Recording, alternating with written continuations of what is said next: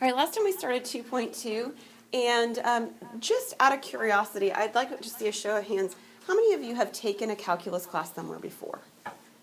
Okay, so we're looking at about maybe half of you guys. Section 2.2, we've encountered something called a derivative, and those of you who've taken a calculus class before know what a derivative is in terms of a computational way to find it that doesn't look like what we're doing in this section, right? You can nod for me? Yeah. All right, so while we are in 2.2, the process we're doing in 2.2 is the process you have to show. All right, I promise at the end of today we're going to get to 2.3 and you guys are going to be saying, oh, I'm so glad we got to 2.3 because 2.3 things are going to become a lot easier for us to work with, okay? But while we're in 2.2, we're going to go through this limiting process for doing derivatives. And those of you who are looking at me and saying, what in the world is she talking about? Oh, you just wait. It's going to be so much fun. All right, so let's take a look at where we were. We had a couple of definitions of derivative. This is the one I'll just sort of settle on for the moment. And they're all hinging upon what we did in 2.1, and now we're doing it again in 2.2. We're doing this difference quotient, this ratio, and the whole goal as we're working through all of it is to get this h to cancel it out that's in the denominator so we can plug 0 in for h. Everybody good with that?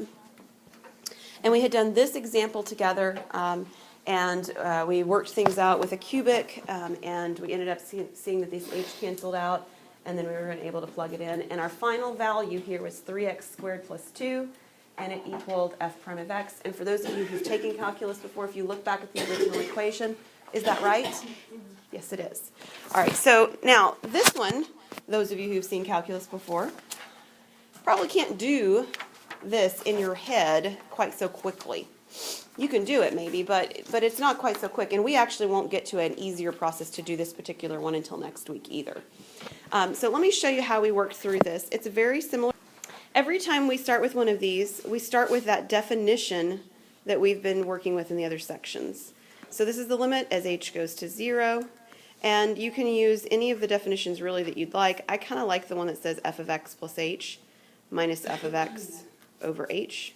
If you want the one that has an a in there instead of an x in there, that's fine too. It doesn't really matter. But this is the one I tend to go with when I'm just using one. I like this one in particular because the second piece right here is exactly one of the things I already know. I mean, identical. I don't have to change any letters or anything, so I kind of like it for that reason. So as I'm taking a look at doing this, I'm going to have that limit as h goes to 0. The denominator is always h, and the second part is always what I was given.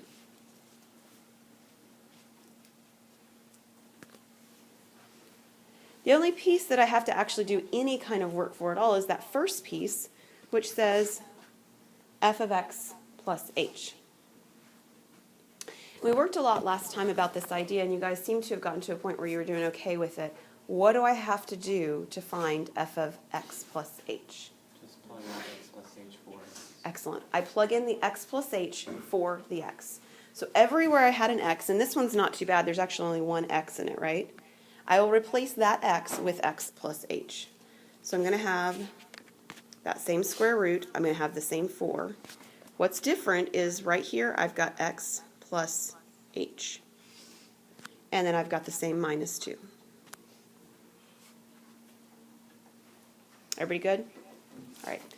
Now this actually should feel like something you've done before, not too long ago in fact, like maybe a week ago on an exam. This looks like a radical where we're supposed to simplify something so that the denominator will reduce or will cancel out. How in the world, be careful when you're working with radicals too, that the radical really goes over everything and not too much and all that kind of stuff. So there's some clarity there. What in the world do we do when we get to this point in a radical and we need to simplify? Times by the conjugate. Right. You guys remember those conjugates? That's why we did those back in chapter 1. So we're going to multiply it by the conjugate on top and the conjugate on bottom. So our conjugate is the exact same quantity we already have with the opposite sign between them, right? That's a plus sign. It doesn't look much like one, but...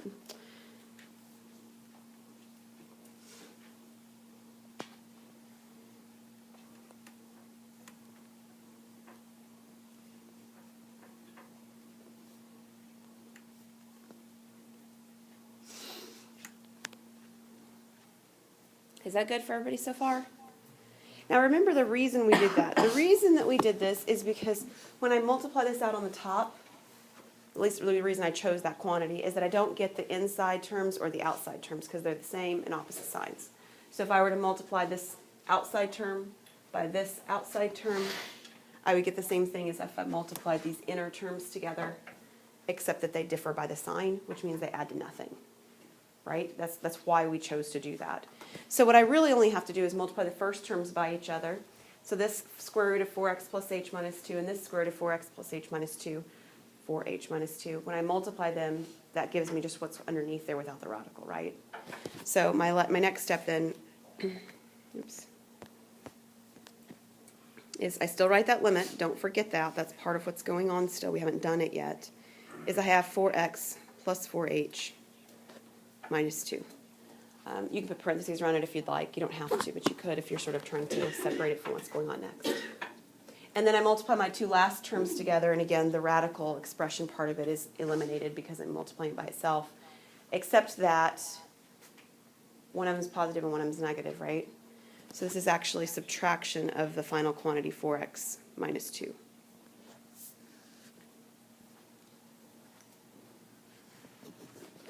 And then in the denominator, some of you, when we did this kind of a problem on the test, were very tempted to take this h and distributed it. That actually makes it a little bit messier to think about. It's really a lot easier to just write it in front as a multiplication factor. And then you've got the quantity 4x plus 4h minus 2, and then plus the quantity of 4x minus 2.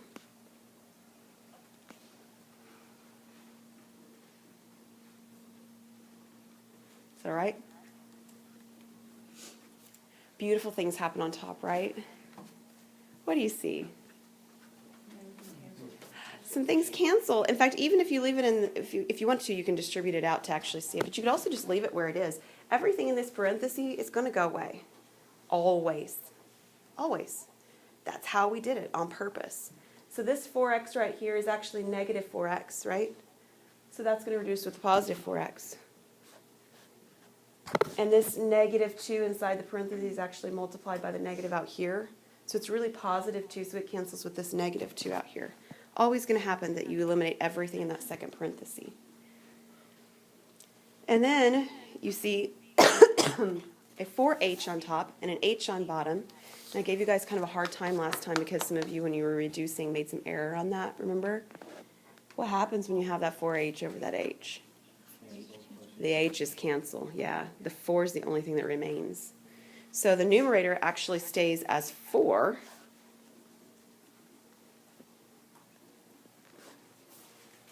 And the denominator is now the square root of 4x plus 4h minus 2 plus the square root of 4x minus 2. And since the h has been eliminated, we can actually plug 0 in for h now, right? With what remains. So there's only one h actually there. So this piece right here will become 0, correct? And once it does, those two radicals that are in the denominator, what do you notice? They're equal to one another, so we could actually combine them, right? So the way that we would combine them is we would have, well, we still have the 4 on top. We combine them by having the square root of 4x minus 2, and there's 2 of them. This is not drawn very well, sorry. Try that again.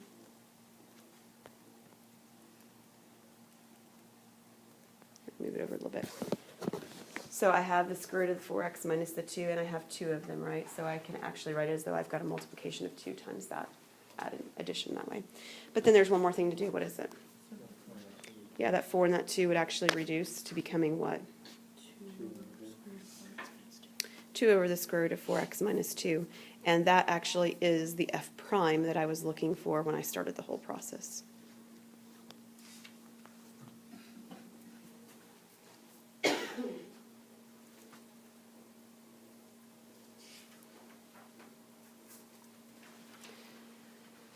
And I promise we'll get to a simpler way to do that on that one too, but it won't happen today. It won't happen until either 2.4 or 2.5. I can't remember which one it happens in, but we will get to a way of handling that in an easier format. For now, this is all we've got, though. All right, you ready to take a little bit of a jump to something a little bit different? Okay, before we do that, I want you to first look at some notations. These notations are going to come up both today and in the future. They all mean the same thing. They mean the derivative. They mean the slope of the tangent line. They mean the instantaneous velocity. They all mean the same thing. They're read a little bit differently. The first one, we would say f prime of x. The second one, we would say y prime. That little sort of looks like an apostrophe or an accent mark is read as prime. The one sort of dead center, we read that as dy dx. We actually don't use the word over. We just say dy dx.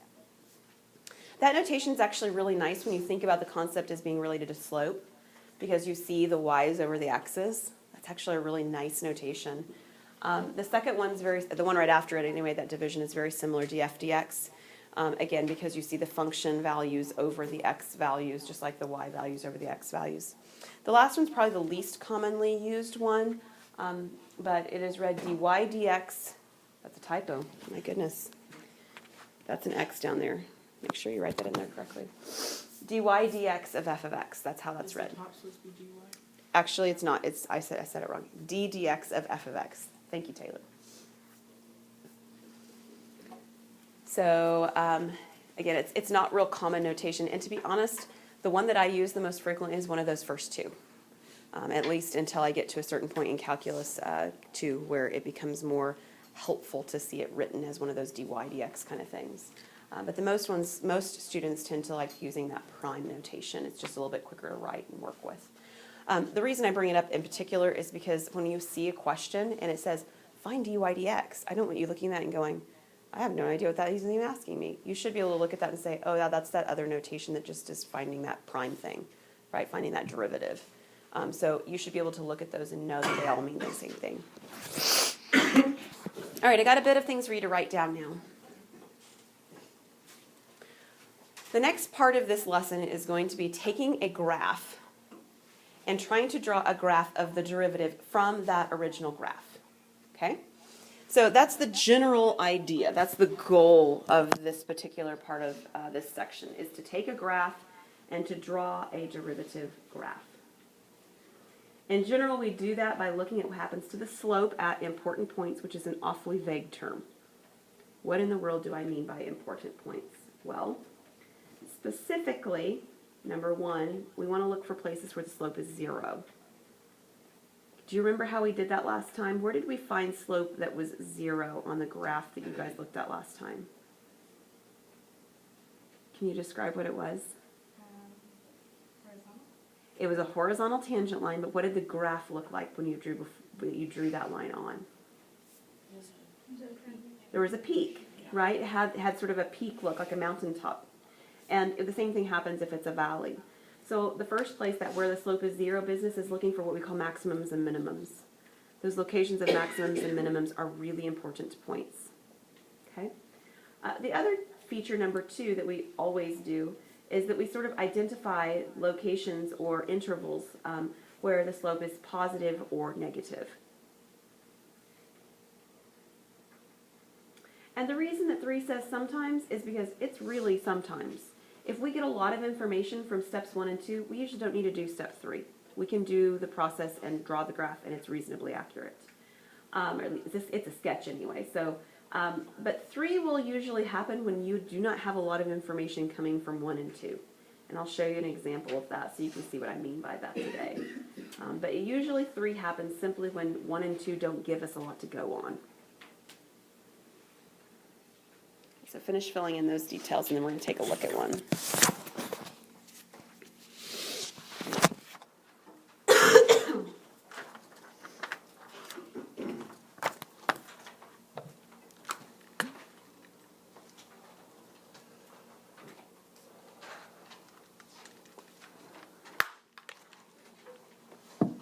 I think most of you are done writing.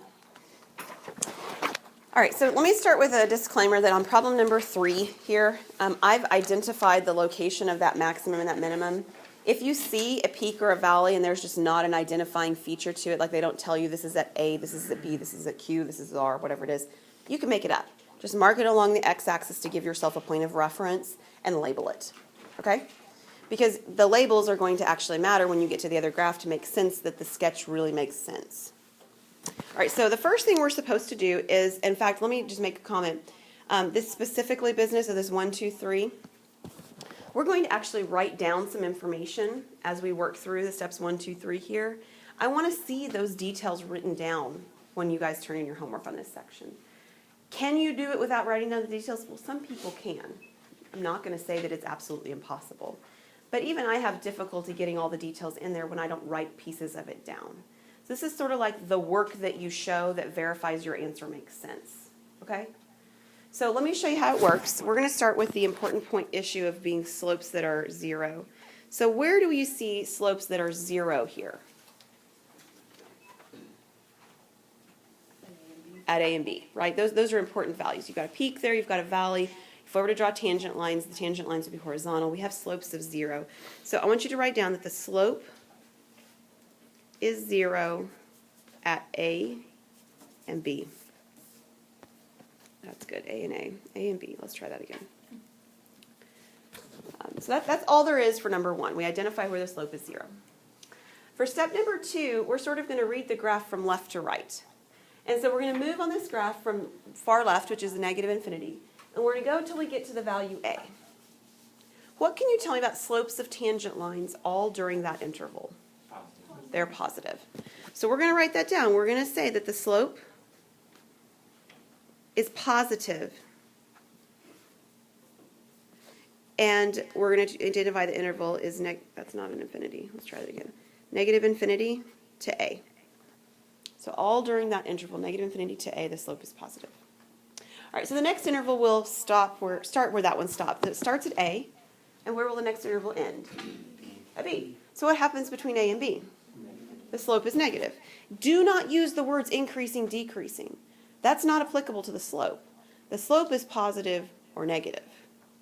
Are you guys clear with that? It's really important because you will confuse yourself greatly if you use the phrase increasing, decreasing. Use the phrase positive or negative. So the slope is negative from A to B. Last interval in this graph goes from B to infinity, and what can you tell me about the slope of that one? It's positive again, right?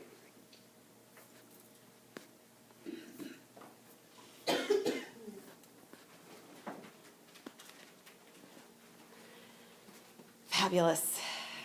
You're actually so close to ready to draw something now, but I want you to grab something before you do. If you have another pen or pencil, something that's a different color than what you're working with, if you would grab that out for me, please, because I want you to show something on your little list here that's going to help you on drawing the picture.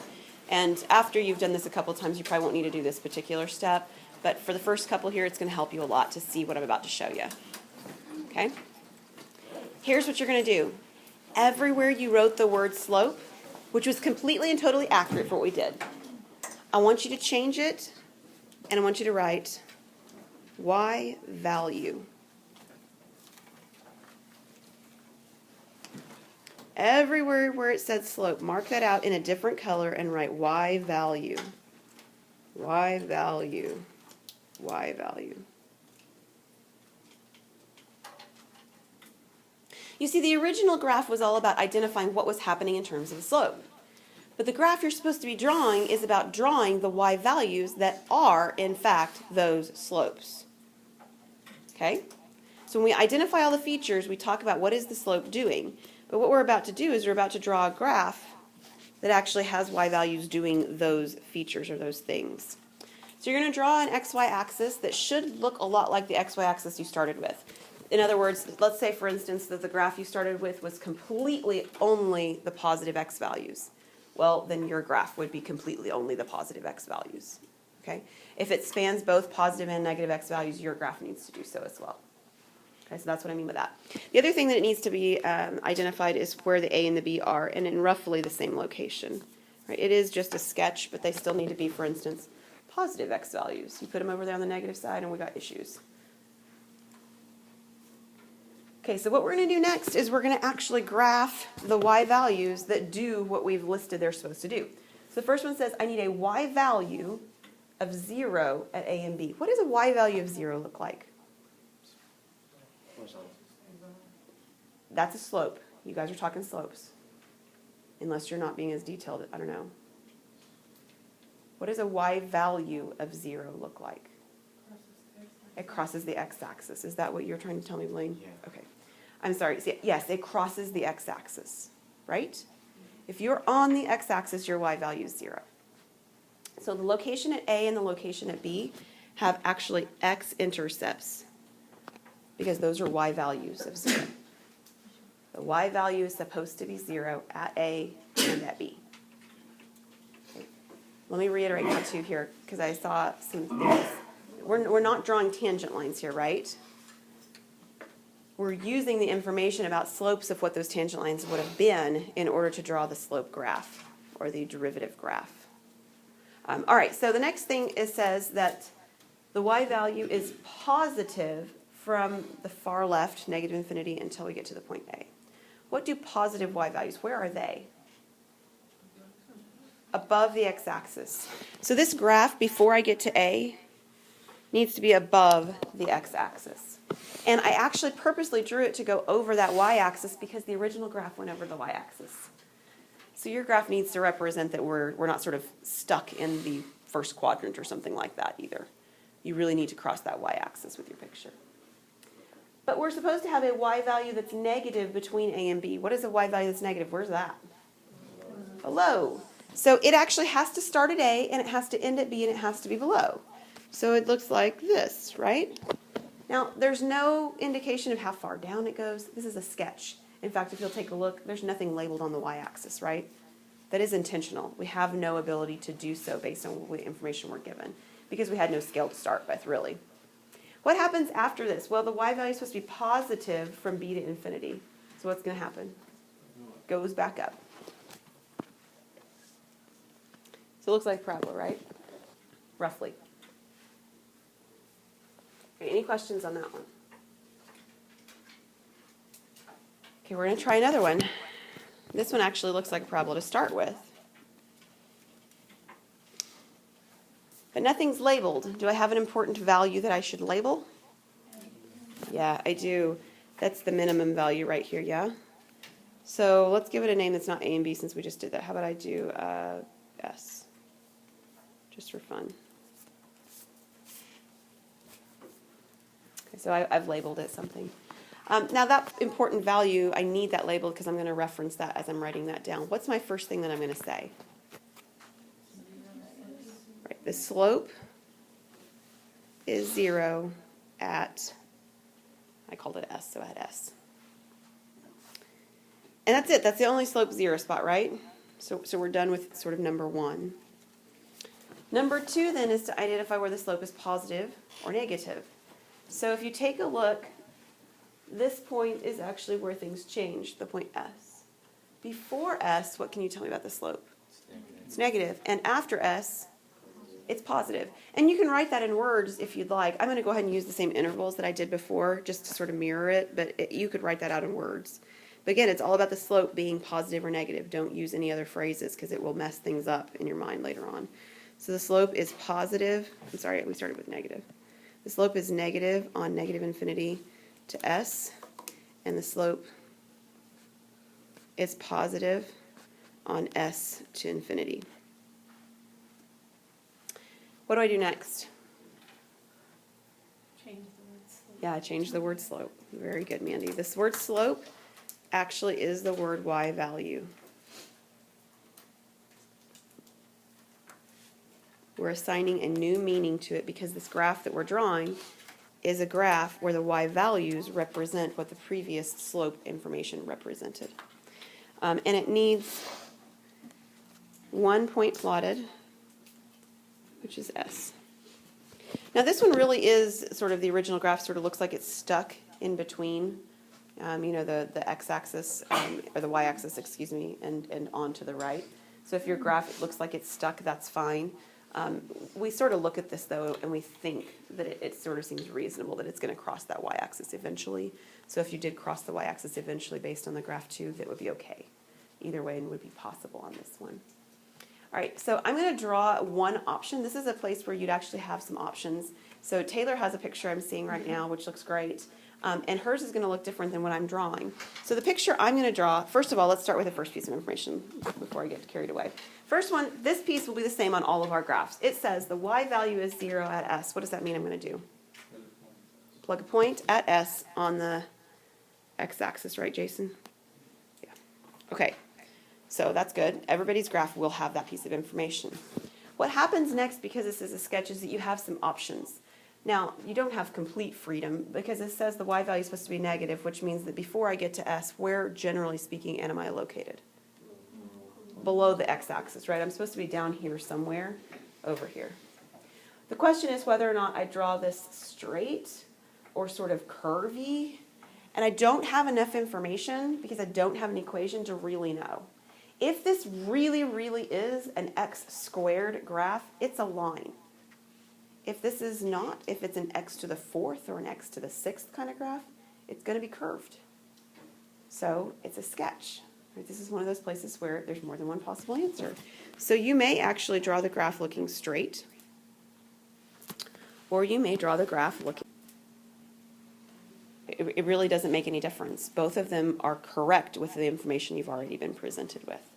Just for the sake of what I want to show you in a minute, I want to draw mine straight, just because I want to show you something else in a little bit here. But if you draw it curved, you're right, too. Whatever you drew on the left, though, the image would be very similar on the right, except that it's above the x-axis. So if you've already drawn a line on the left, it is most accurate to draw that same image on the right, but going up. And if you drew a curve like that, cubic curve on the left, it would be a cubic curve type graph going up on the right. Is everybody okay with this graph? Okay, the next one, very interesting. Not really, it's just a line, right? Start with number 1. What can you tell me? Slope is not 0 ever, right? Yeah, so that's important. I'm actually going to write that down. There is, or this, I'm going to say the slope is never 0. Okay, what can you tell me about the slope? What is going on? It's positive, good. There's nothing else that's really important on this one.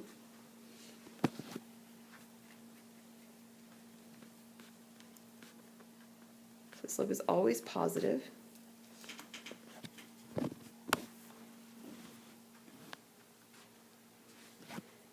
Tell me about the slope at this point compared to the slope at this point. It's the same. This slope is always the same, isn't it? Because it's a line. That's really important information. So the slope is always the same. Or you could say the slope never changes, or the slope is a constant value. All of those meaning the same thing. Why is that interesting? Well, think with me now. Here's my xy axis. Am I going to have any x-intercepts? Nope, because the slope's never 0. Where will the graph reside? Somewhere, right? Anywhere, somewhere, we don't know where, but above the x-axis. It needs to be above the x-axis. But what will it look like above the x-axis? And when you mean straight, you mean horizontal, right? Yeah. Horizontal is what you're referring to. This is a horizontal line. Somewhere, like you said, above the x-axis. Why? Well, because this said the slope's always positive. Well, that's a positive value now. I didn't actually go back and change all my slope to y value. I should have done that. These are now y value comments. So the y value is never 0. The y value is always positive. That's why it's above the x-axis. And the y value is always the same. Well, that's a horizontal line. Horizontal lines have y values that are always the same. Okay? I'm going to sketch these on the board here in a minute because I want to show you something when we get to the next section. But let's do a couple others that are sort of different. Yeah, they're very different than the ones we were just looking at. Number 6 is interesting. And it's really difficult to sort of process why it's happening the way it's happening because it is an unusual situation. But let's start with part A. What do you see? slope's never zero, but it's almost zero, isn't it? It looks like it's almost zero on the left. So it's never actually zero, but I'm going to say almost zero, just because that's going to give me some kind of an indication of how to help me draw this. So the slope is almost zero on the left. It's not very mathematically accurate, right? It's pretty loosely defined there, but that's the image we're Could you seeing. say like as it approaches negative infinity? You could say as it approaches negative infinity. Definitely. So there's no zero slopes, but there's an almost zero slope. What else can you tell me about the slope then? What about positive negativeness? It's always positive. The slope is increasing. Ah, yes, it is. All right, so think about what's really happening here. The slope's always positive, but it's not always positive like this graph of the line, right? I mean, this graph of the line slope was always positive, but it was always the same. This one's graph is always positive, but it's changing. This is where we're going to write something down on part C, that is describing how the slope changes. So Blaine said it is increasing, the slope is increasing. Now be really careful with what you're saying. He's correct, but I don't want you to look at this graph incorrectly and see what he just said. Over here on the far left, the slope is nearly zero, right? And then right here, the slope is like maybe 1. And as we move along, the slope is like maybe 10. Right? Are you looking and thinking about those tangent lines and thinking about how steep they are? Those tangent lines are becoming steeper. So the slope is also increasing. So this slope is increasing. And I'm just going to keep going with the same sort of descriptive phrase I just used above. It's increasing from left to right. You say it's increasing as you move from negative infinity to positive infinity. Now change all of those slopes to the word or phrase, what? Y value.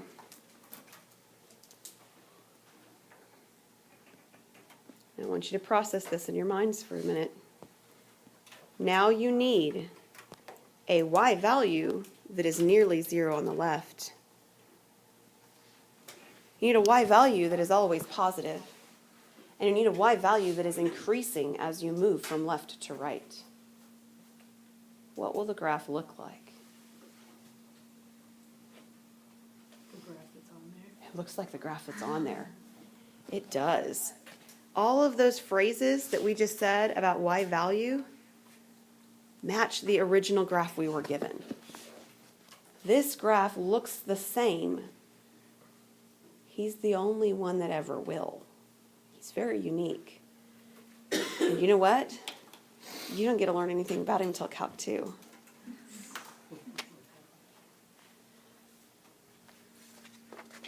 All right, we have one more in this sort of descriptive.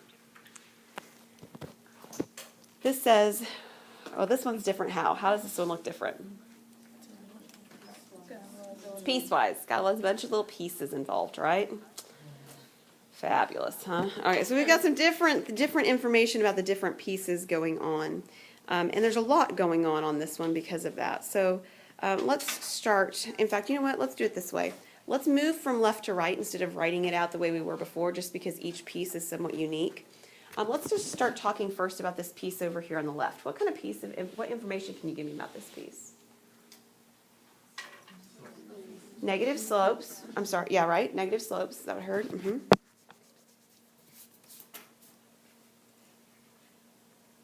What else? Is it ever zero on that piece? No. Is it almost zero? Yeah. So it's near zero. The slope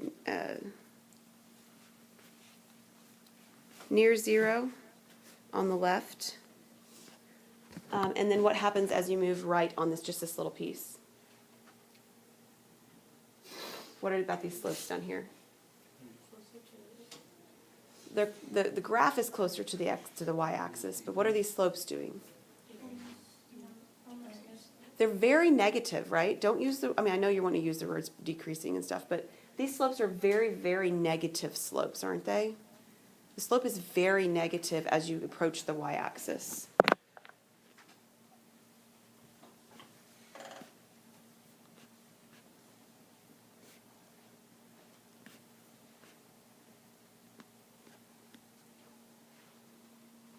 All right, let's do the piece right up here then. Again, moving just from left to right. What about this piece? Tell me about the slopes. Negative. They're negative.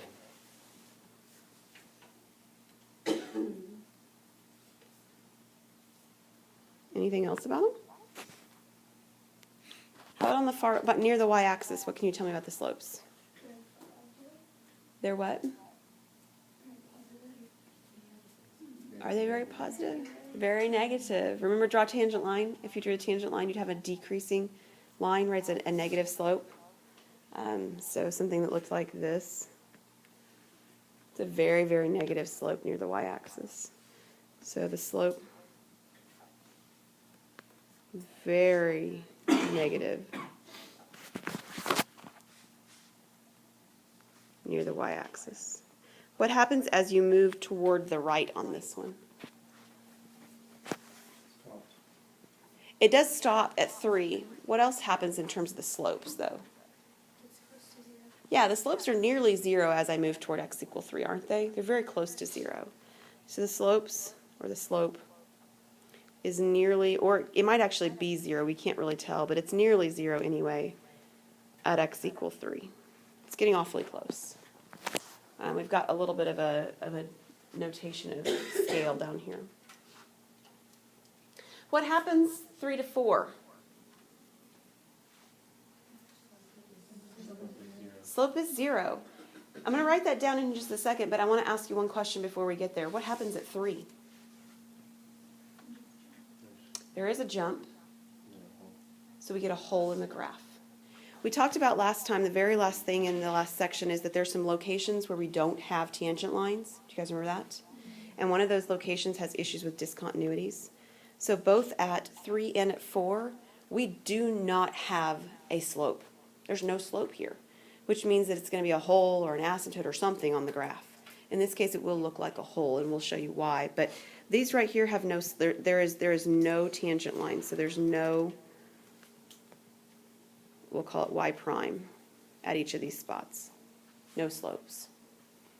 But if we look from 3 to, right here, if we look from 3 to 4, we have exactly what you said. So from 3 to 4, the slope's 0. And what happens from 4 to 5?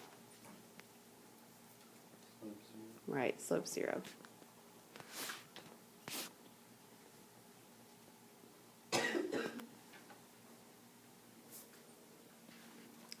I've written all over the screen now. I don't even know if I have space to do what I need to do. I'll try and squeeze it in. We're going to mark at least 1, 2. What does that say under from 3 to 4, the slope? That is 0. Yeah, it says it's 0. It looks terrible, but it's maybe a little bit better. Okay. All right, so let's start on the left first, where we started here. You can change the word slope on everything you've written down to y values. We need a y value that is nearly 0 on the far left, and a y value that is very, very negative as we move toward the y-axis. What will it look like? A y value that's nearly 0 on the far left. That's something. It'll look just like what we've got, right? The image will be roughly the same. Now, do not be tempted to sort of run past that fact, because it's a little different on the next piece. The next piece right up here, so the slope has these features. So we're thinking y value now, right? I need the y value near the y-axis to be very negative, very negative. And the y value, as I get close to x equals 3, needs to be nearly 0. Where will this graph be?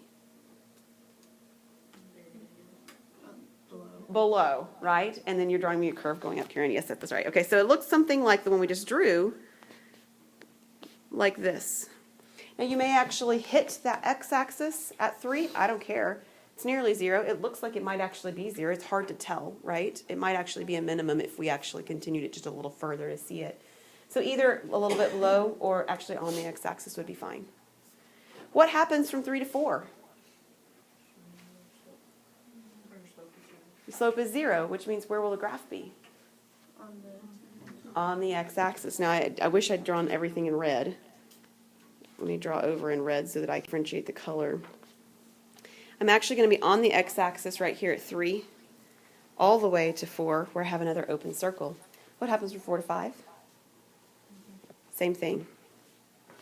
And we can draw it as a solid circle or an open circle really at the end because we don't know what's happening beyond that. Dot on the x-axis for 3, is that open or closed? It's open, yeah. So All of these that are look like dots are really open dots. I am choosing to draw that last one as an open dot at the end because we can't actually take the limit from both directions. So talking about that slope there seems a little bit inconsistent.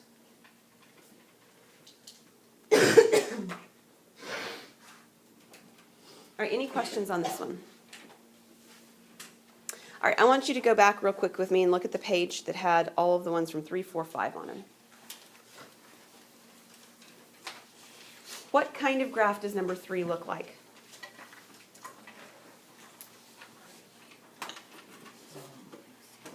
It looks like a cubic. It looks like it's x cubed. What does its slope graph or derivative graph look like? It looks like a parabola. The way that I drew mine, if this is really a parabola, x squared graph, what does its slope graph look like? And a graph of a line, right? A line. And on number 5, if you have the graph of a line, what does its derivative or slope graph look like? Nope. This one over here. A horizontal line, right? It looks like a horizontal line. That's not an accident. We're going to actually see some algebraic information for that in a moment. Last example in this section, though, is one of these ones where, and we've seen some questions like this before, where they give you some features. So there are some things on your graph that's going to match, and there are other pieces of it that may or may not match everybody else's. Now, they do tell you some information about specific function values.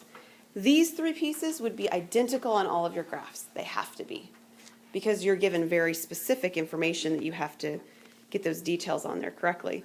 So we need a graph. The graph needs to include the x value of -2, because that's inside of one of the parentheses. So this is a -2 value.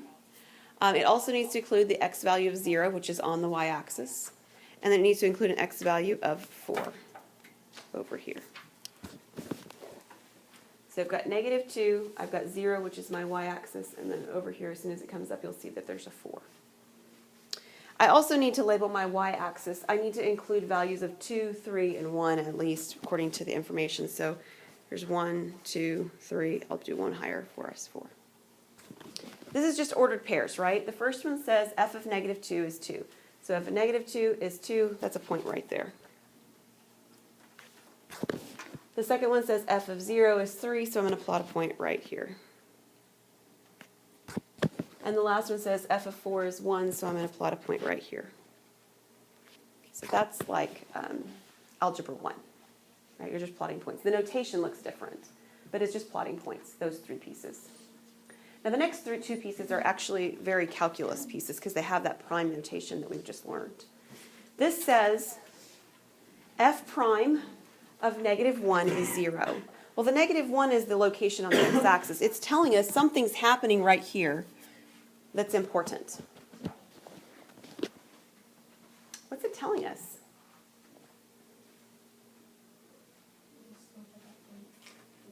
The slope at that point is 0. It's not the y value that needs to be 0, it's the slope. How do we get the slope on a graph to be 0? Okay, and where does a horizontal line or tangent line that's horizontal occur? Peaks or valleys. We get slopes of 0 when we have peaks or valleys. So you need to draw the point at x equal -1 to be either a peak between those 2 points or a valley between those 2 points. Are you guys with me? I don't remember which one I did, so we're just going to try one of them. I'm going to draw it as a peak. Somewhere up here, this has a peak, which means that I'm anticipating this graph right now if I drew this connected to be doing something like that. But you could likewise have drawn this point down here somewhere and make it a valley. and then the graph would simply be flipped, because you don't have the information that really tells you what you're supposed to be doing for sure on that, right? The last piece of information tells you that at x equals to 2, that the slope is negative 3. What does that mean? These are values of negative. Do we have a valley? No, because they only get the valley when we have a slope of 0. So this is telling us something about the slope. What does a negative 3 slope look like? It's a decreasing piece of a graph, right? That's how I got those negative slopes. This is simply telling me that when x is equal to 2, this graph from here to here should be decreasing. Does that seem reasonable? Yeah, I think so. So we're supposed to be drawing the graph so that it's decreasing. Whoops. Undo that. It's at least decreasing down here. Now, it may pick and go back up. We don't know. That could be how you draw it. You might continue to decrease down here. You don't know because you don't really have any other information about what happens next. Okay? So you might have chosen for the graph to do this. That'd be fine. It's reasonable. Nothing wrong with that.